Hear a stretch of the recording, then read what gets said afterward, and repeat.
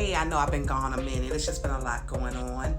But I am back with Storytime with MemeMichelle, and we're about to continue chapter 2, and I'm going to do chapter 3. I think I'm going to go all the way up to chapter 5 today, and I'll just post them all. So I'll just do it back to back to back. So you're going to see the same filter, the same hair, the same everything. So we're going to finish with chapter 2. Now, when we left off, she was going through the doors of eternal damnation, and she was really scared. So we're going to kick it off right there. Are you guys ready? I'm ready. Okay, so she's walking through the doors of eternal damnation. Here we go. This place was dark. I could feel the pain of all the people I hurt. I could see every bad decision that I had ever made. And the smell.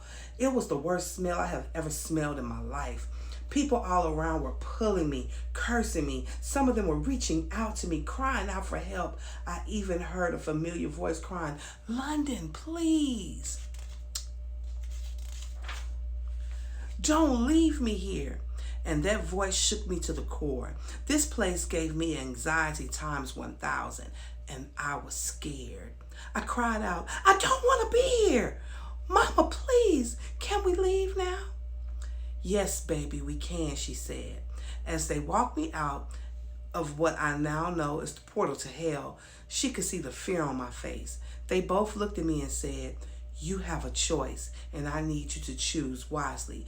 God gives us all free will, and the choice you choose is yours.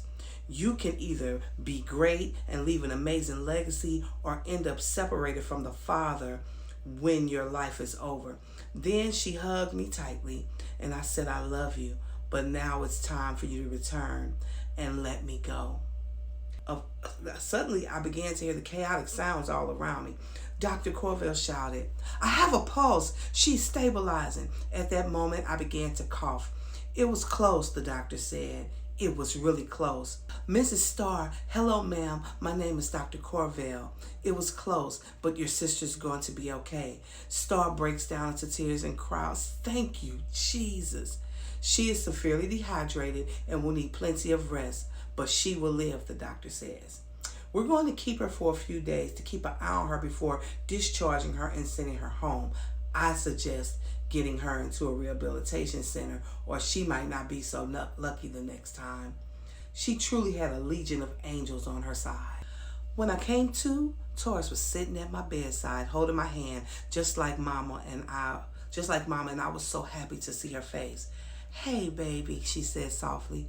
"I love you, and when you leave here, I'm going to get you some help, okay? I made a few phone calls, pulled a few strings, and I was able to get you a bed at the Shoulder Rehab Center." I looked at her with tears in my eyes, nodded as to say, "Okay." "I'm sorry, Teacup," I said. She just climbed into the hospital bed with me, rubbed my hair, wiped my tears away, and said, "It's okay, kiddo."